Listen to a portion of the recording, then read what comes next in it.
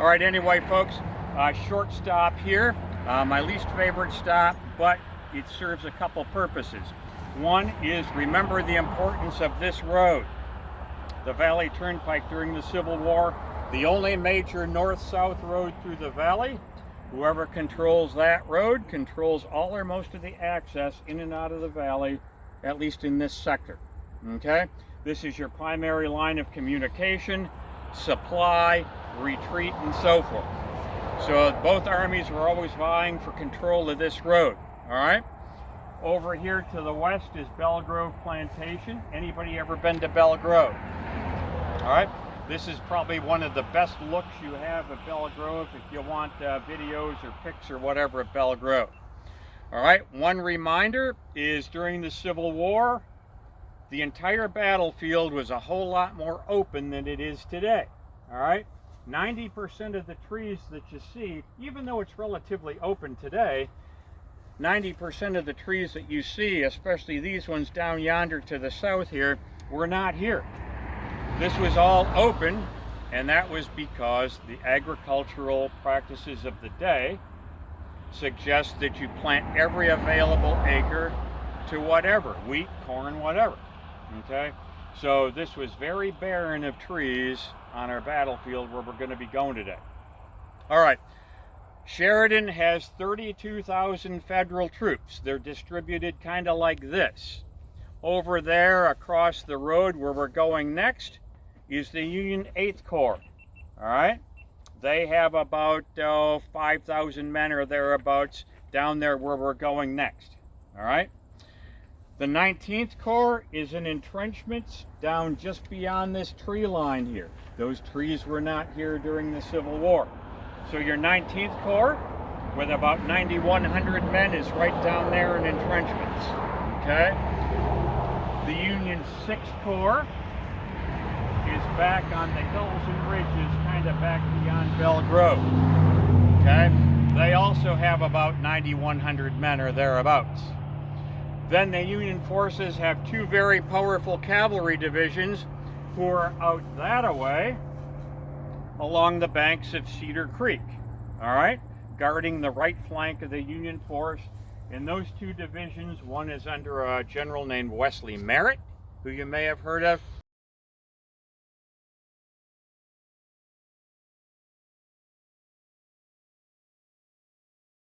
And the other one further out is under a guy you've probably never heard of, George Armstrong Custer.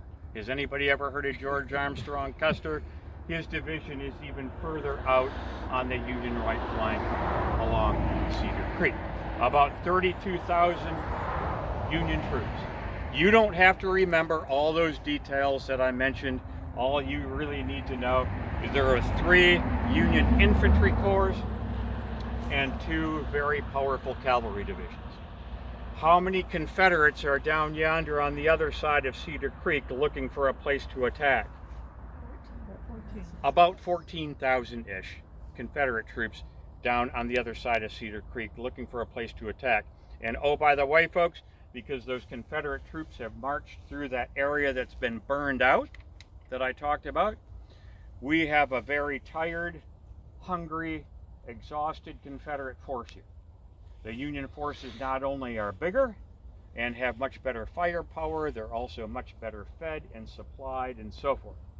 The 14,000 Confederates are not. And besides a very tired, hungry Confederate force, who else is very tired and hungry and exhausted? The horses. Don't forget the horses and mules, because in the Civil War you don't do much of anything without the animals, because they carry the cavalry, drag the artillery, pull the supply wagons, all right? So the entire force, man and beast, the Confederate Army is tired, hungry, exhausted, and somewhat depleted, okay? So just kind of remember this as we go along. And sometimes people wonder, well, why did they do this and why did they do that and so forth. You got to remember the Confederates are depleted and in pretty bad shape physically in a lot of ways.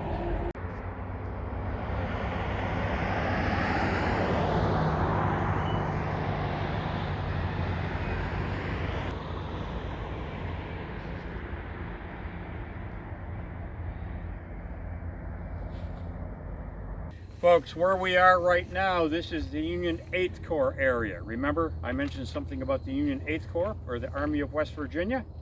Well, they were out here on the extreme left flank of the Union forces, all right? This was the extreme Union left flank. In other words, all the other Union forces were back that away to the north and back toward Bella Grove and beyond, all right? So this was the extreme left flank of the Union forces, Union 8th Corps, and specifically the division under this guy here, Colonel Joseph Thoburn of Ohio. Anybody ever heard of Colonel Joseph Thoburn? All right. Well, Colonel Joseph Thoburn had about 2,500 troops in entrenchments right along this line in here. It doesn't look like it today because agriculture has kind of covered up all the entrenchments over the years. All right. But there was nobody out that away except Confederates. Right? All the other Union forces were back that way. So do you think Colonel Thoburn might have had, might have been a little bit leery about being out here on the left flank all by himself with 2,500 troops? Sure, probably. But because of the rivers, Cedar Creek is just down yonder that away about 3/4 of a mile, and the mountains and so forth, kind of rough country, the Union forces really didn't expect to be attacked over here on this end, on this flank. All right? But the Confederates had a little bit different idea of things. Who outnumbers who?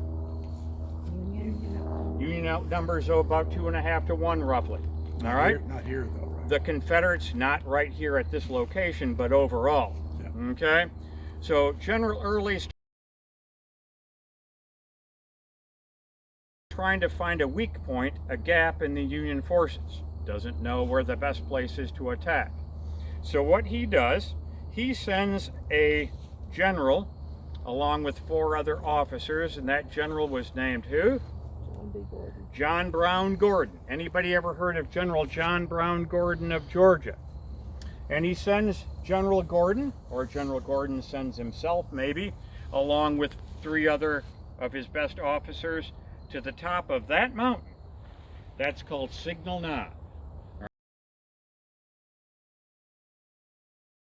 All right, and most of you have probably heard of Signal Knob if you watched our program at the Visitor Center or whatever. That high point up there, that peak with that tower, now that tower was not there during the Civil War, but that was a signal corps, Confederate signal corps station off and on throughout the war. Early knows he's outnumbered probably at least 2 to 1, maybe even more.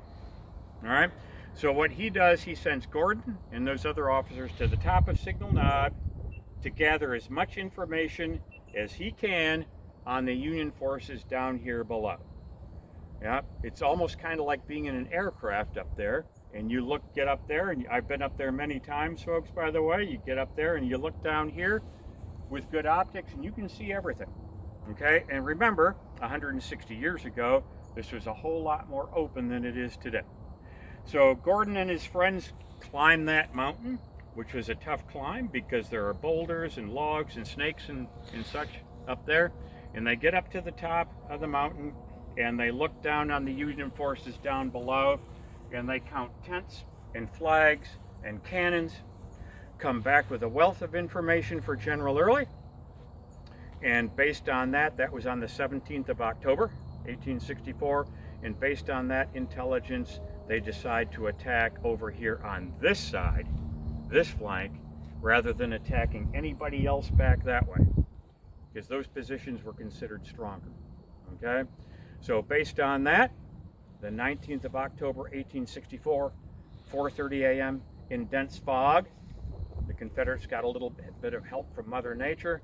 They attacked from Cedar Creek. They forded the Cedar Creek down yonder there about 3/4 of a mile and came up this way and attacked the Union forces in these entrenchments under Joseph Thoburn.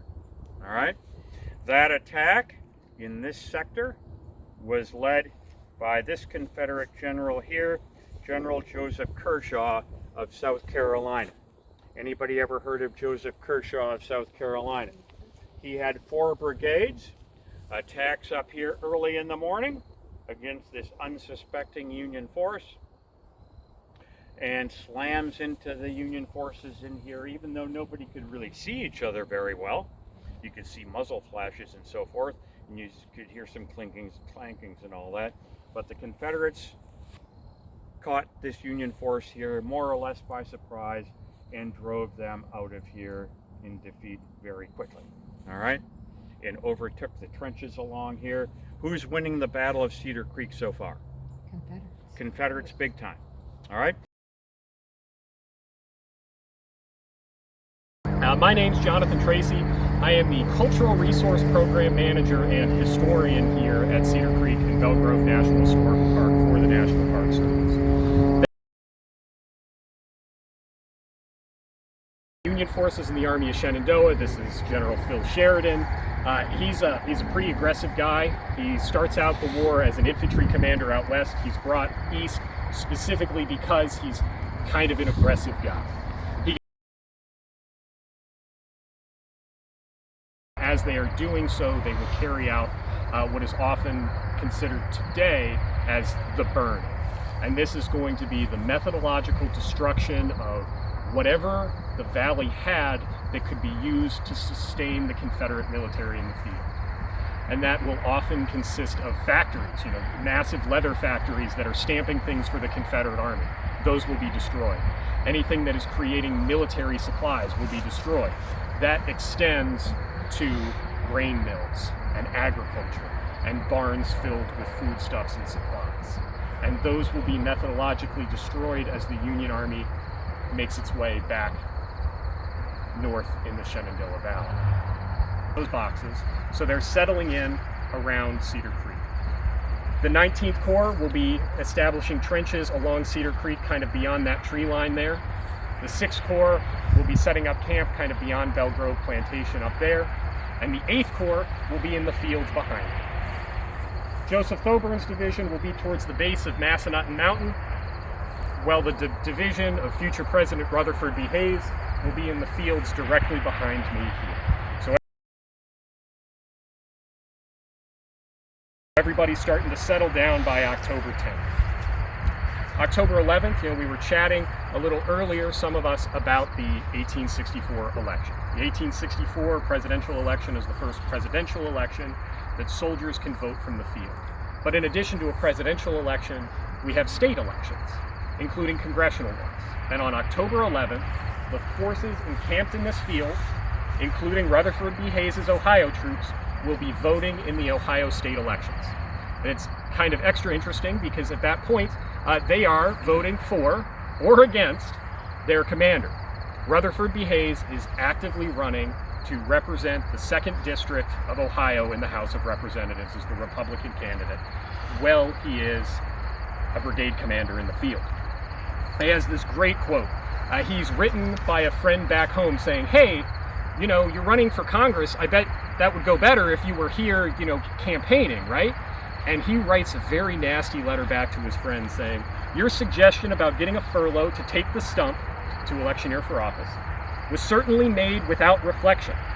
An officer fit for duty who at this crisis would abandon his post to electioneer for a seat in Congress ought to be scalped.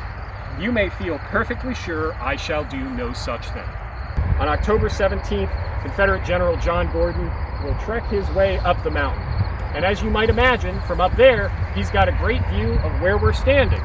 And that means he's got a great view of all of these Union camps spread out before him. Gordon writes, through tangled underbrush and over giant boulders and jutting cliffs, we finally reached the summit, from which the entire landscape was plainly visible. It was an inspiring panorama. The entire Union Army seemed but a stone's throw away from us as we stood contemplating the scene through the magnifying lenses of our field glasses. Not only could we see the general outlines of Sheridan's breastworks, but every parapet where his heavy guns were mounted, and every piece of artillery, every wagon and tent and supporting line of troops were in easy range of our vision. I could count, and did count, the number of his guns. At the same time that they will come under assault, more Confederates are filing past that position into the fields beyond I-81. We'll have Ramser's division, Gordon's division, They'll be moving into those fields this direction. They will hit a road and a house. They will stop, they will turn. They will reposition themselves in line parallel with I-81 and us and begin to turn, moving this position, targeting Hayes's camps. Again, Hayes has about 1,500 men here, mostly from Ohio and West Virginia. So at this point, they have heard the sounds of battle from Thoburn's division.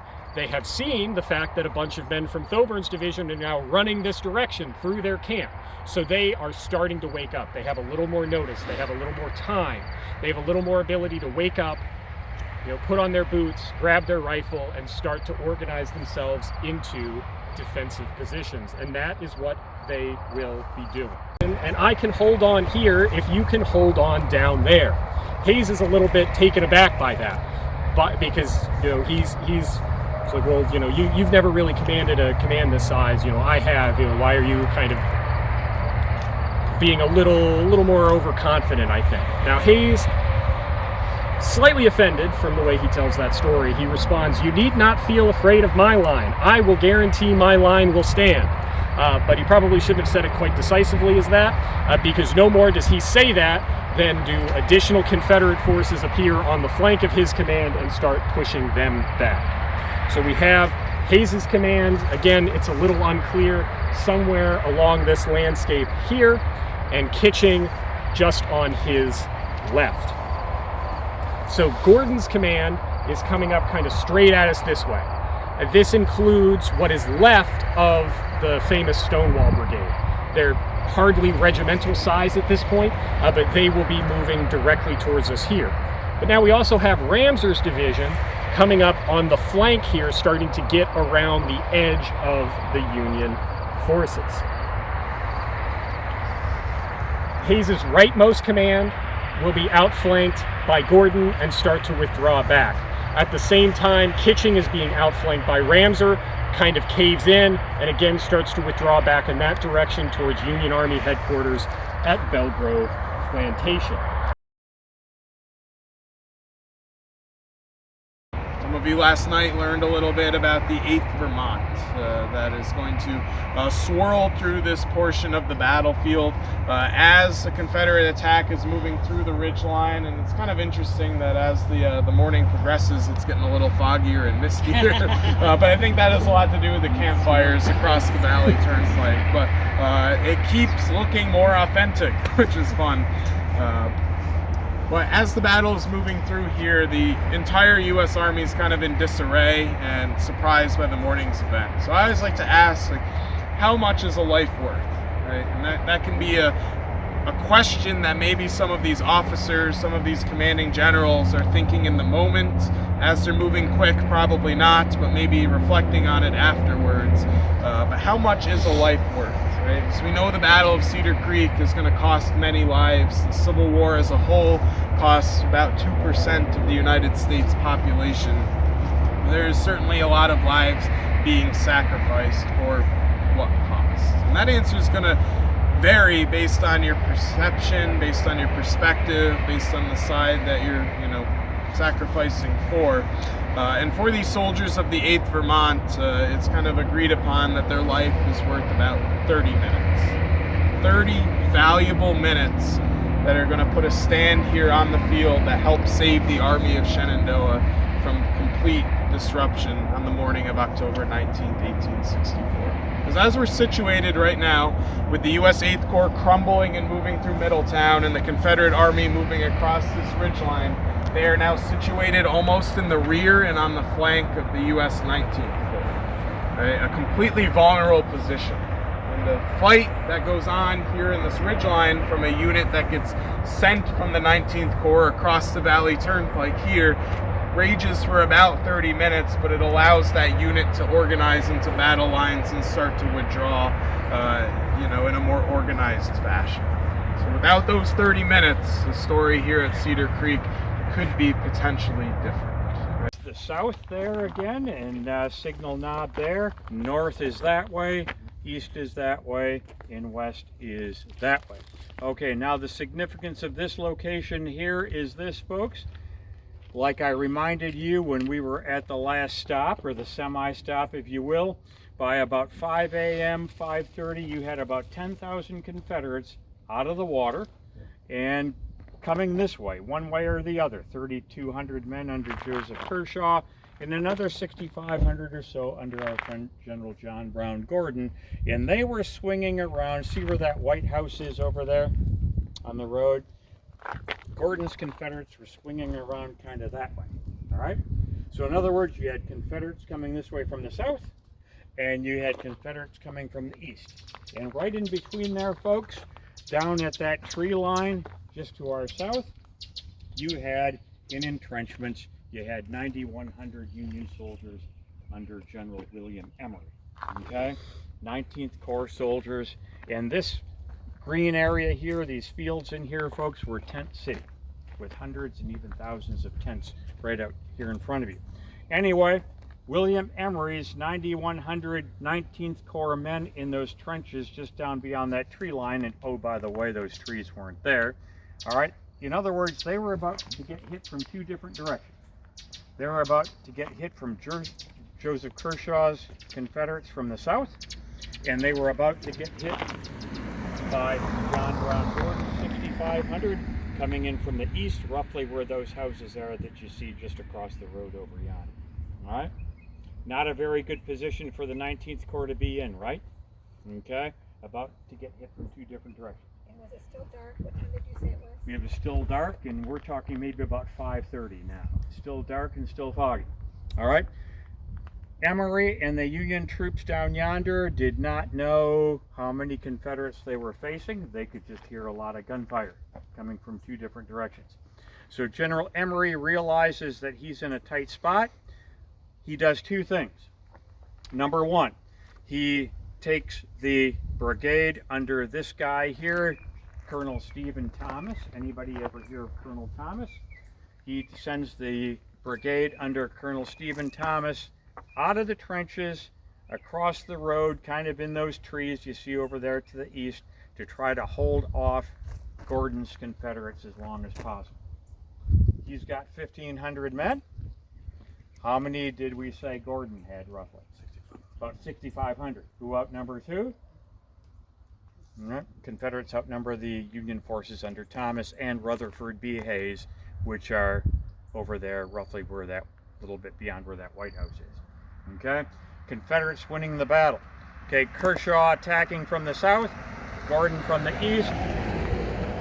General Emory sends Colonel Stephen Thomas across the road to slow down the Confederate advance the best he can. All right? Number two, what General William Emory does, he has some of his regiments in the entrenchments down beyond the tree line. He has some of those regiments turn around in their trenches and face more toward the north and east. So his trenches are already facing to the south, which is good to fend off Kershaw and those guys, all right? But not so good to face Gordon and those guys. So he has some of his regiments, again, turn around in the trenches and build up the other side, all right, a little bit with dirt and soil, so he can fight in two different directions. Do either one of these tactics work for very long? Not very long, because Colonel Thomas loses about 70% roughly of his men fighting off Gordon's men over yonder on the other side of the road, and this reverse trench effect doesn't help for very long. So Emory realizes that he has to strike the tent, although they didn't really have enough time to actually physically strike the tents.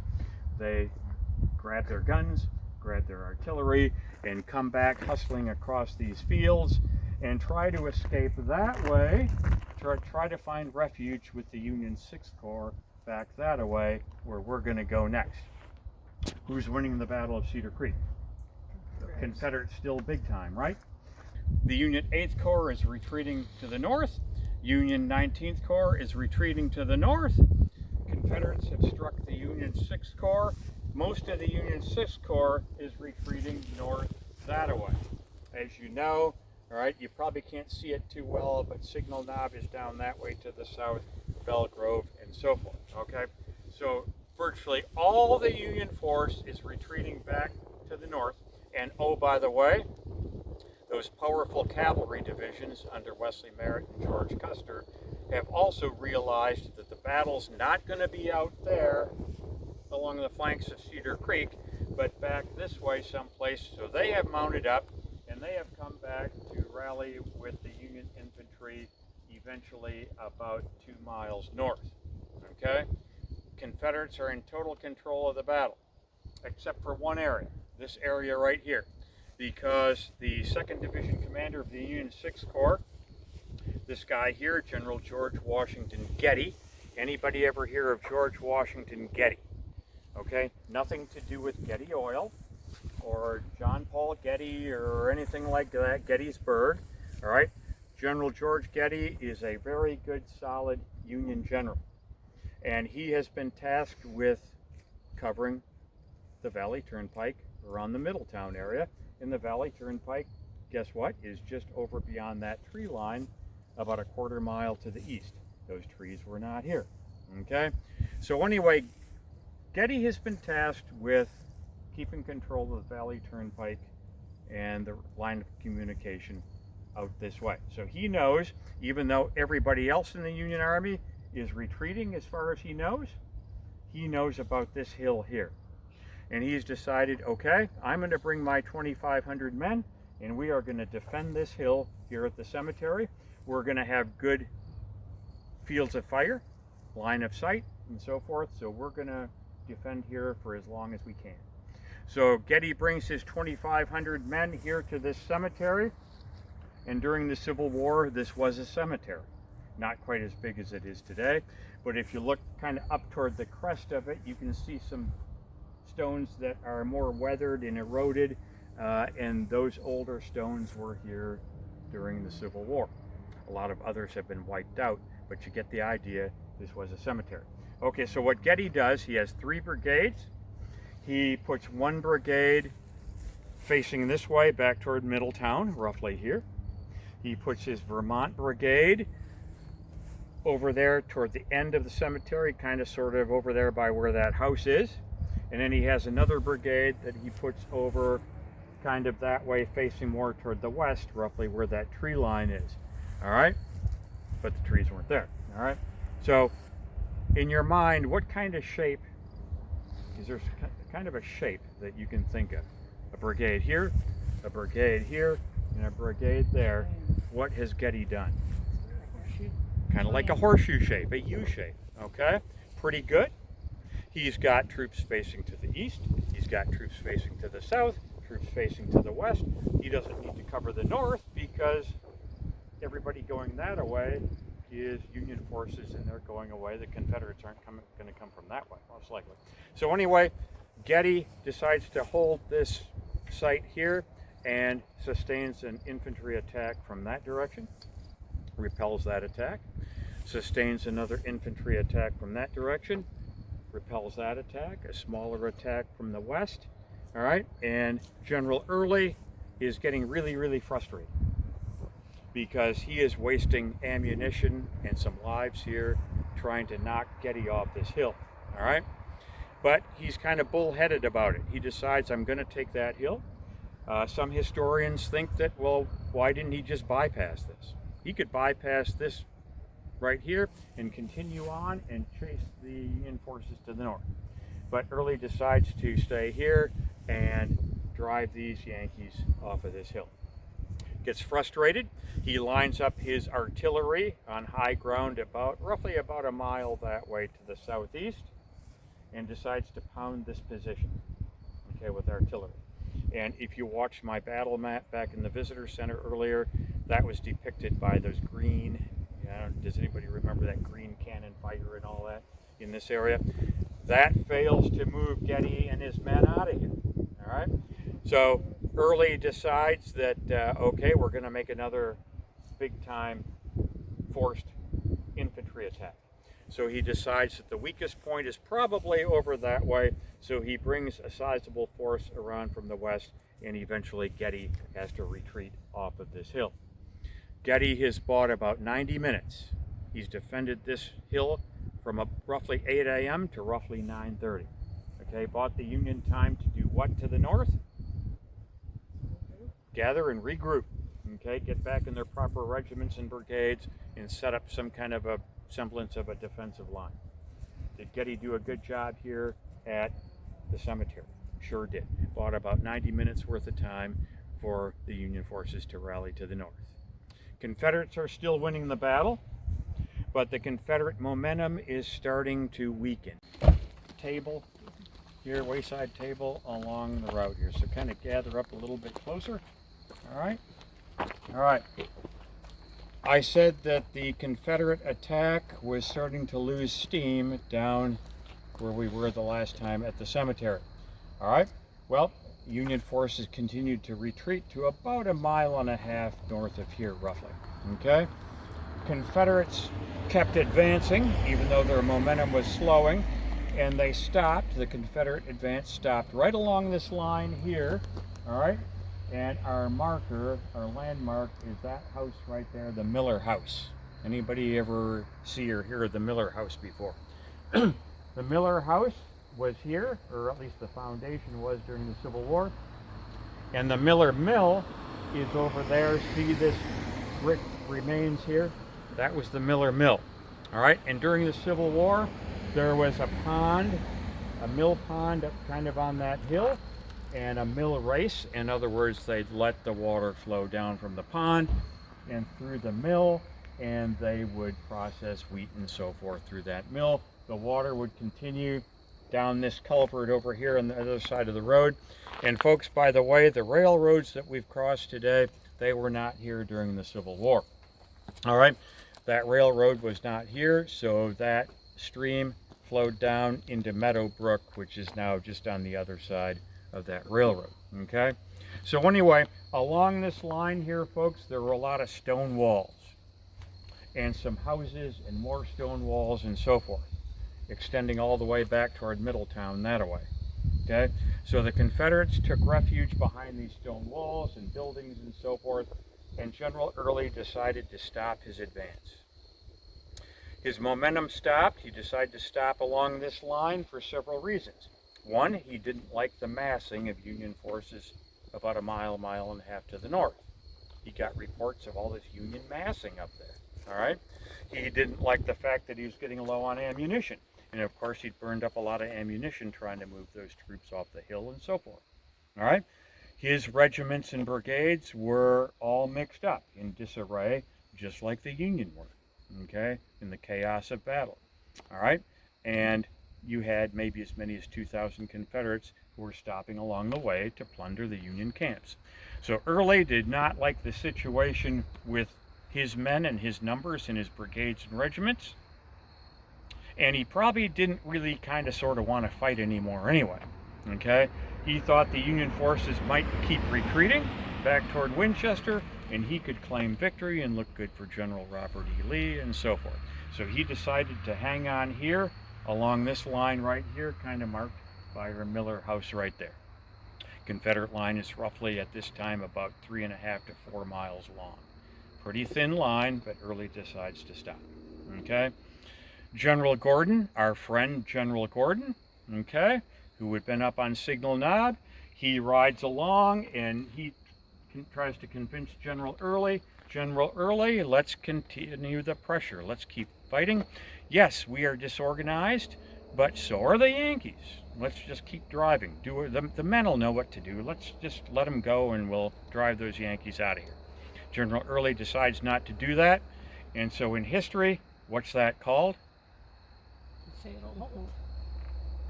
The Fatal Halt, okay? Or in some sources, the Fatal Pause. Roughly around 10:30 a.m. Thank you for watching our video. Please remember to like, share, leave a comment, and subscribe. It really helps us grow the channel. Also, if you're looking for more history-related content, then we invite you to head over to our website, americasbesthistory.com. There you'll find hundreds of well-researched articles on a plethora of topics ranging in dates from 1491 to the present day. We upload new articles weekly. Hope to see you there.